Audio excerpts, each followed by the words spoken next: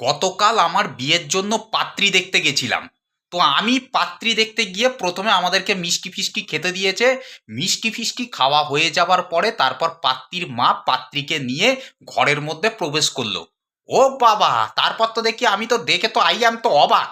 তার কারণ হচ্ছে, পাত্রীর মা দেখি আমার স্কুল লাইফের গার্লফ্রেন্ড। अच्छा।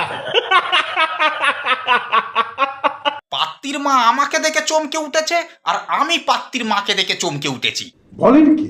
তারপর তো পাত্রীর মা আমাকে একটা কোণে নিয়ে গিয়ে, মানে পাশের ঘরে নিয়ে গিয়ে, আমাকে পাত্রীর মা বলছে, ওগো, আমরা হচ্ছি জনম জনমের সাথী। তুমি যে এইভাবে যে ফিরে আসবে এটা আমি কল্পনাও করিনি।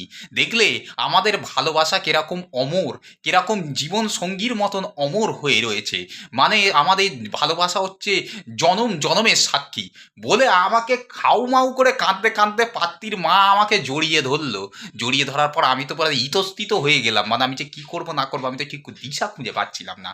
তারপর পাত্রীর মা আমাকে বলছে যে, ওগো, তুমি আর আমি চলো আবার পালিয়ে যাই, চলো, আমার আর এই সংসার করতে ভালো লাগছে না, চলো, তোমাকে যখন এবার পেয়েছি এবার আর আমি তোমাকে ছাড়বো না, চলো তোমাকে নিয়ে পালিয়ে যাই।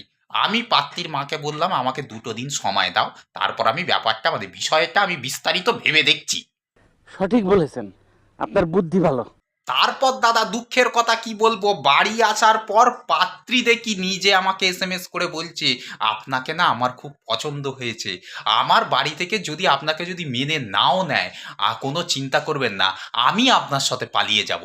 এদিকে হয়েছে কি বন্ধুগণ, আই অ্যাম তো কনফিউজ যে আমি কি করব, আমি তো নিজেই বুঝতে পারছি না। এদিকে পাত্রীর মা বলছে সে আমার সাথে পালিয়ে যাবে, মানে আমাকে নিয়ে পালিয়ে যাবে।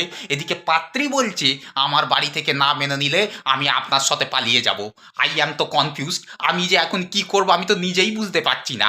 আমি যে কার সাথে যে পালাবো আমি তো নিজেই বুঝতে পারছি না।